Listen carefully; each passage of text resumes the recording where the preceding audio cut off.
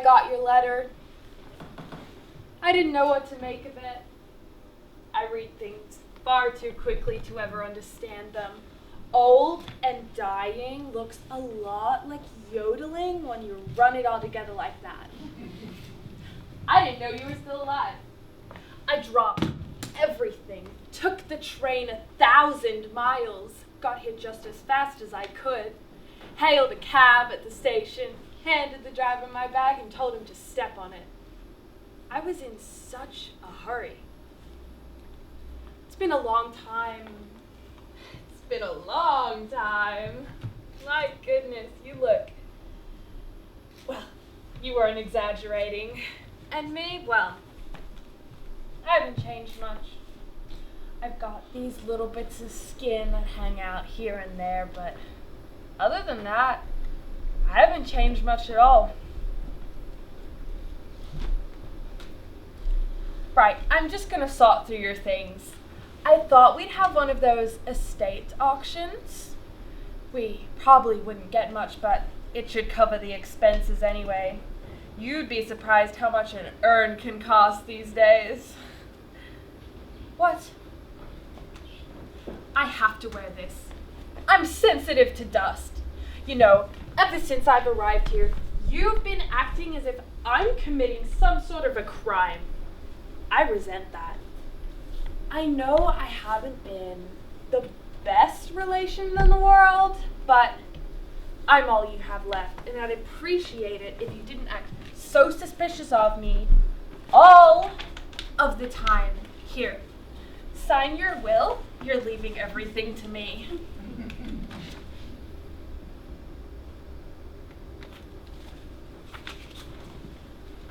Let's not talk about anything depressing.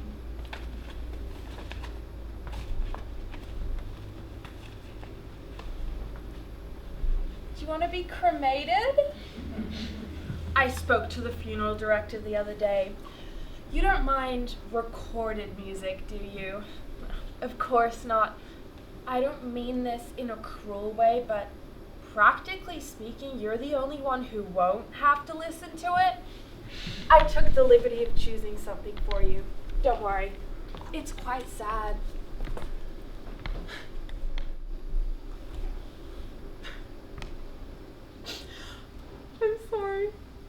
I'm sorry, it's just the thought of how moved I'll be when I hear it. I had a wonderful thought about your ashes. I was thinking I might mix you in with some soil. Plant an amaryllis. What do you think? Would you like that? What's wrong with you? That's a perfectly enchanting notion. I think you've eaten enough. You'll never fit into that box. Don't give me that look. You're not going anywhere. I've got your shopping list. Don't you think Christmas wrapping is a bit optimistic? Oh look, the post office is on strike. I thought they already were on strike. I've yet to receive my package. I enrolled in a correspondence course, Health in the Home. You eat like a teamster. I read your letter again for the 700th time. You know, the one you sent me, the one that brought me here, the one that says I'm dying, and not that I'm holding you to your word. It's just, that's hardly the sort of thing you change your mind about, is it? Father, the day he died, had you been there, you'd have known, of course. The day he died, he was quite definite. He just sat down in his big old chair and said, I'm going to die now. And he did. Of course, he shot himself, but still, it seems to me one always knows when one is dying. It's an instinct everyone has, like this sixth sense. One feels the body being pulled apart by some force, like toffee yanking out a loose tooth. It's not a terribly good analogy, but you know what I mean.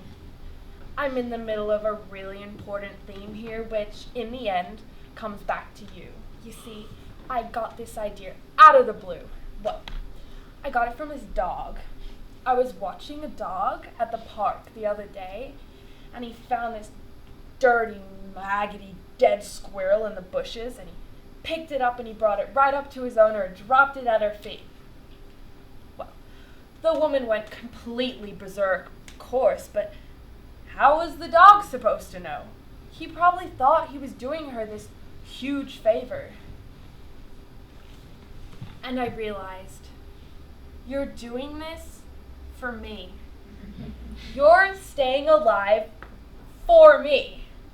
Of course, if you want to stay alive, lying around, eating toffee and whatnot, that's one thing. But if you're doing this because you have some, let's say, notion that I desire your company, and that's not to say I don't, but you ought to do what's best for you, I'll be fine.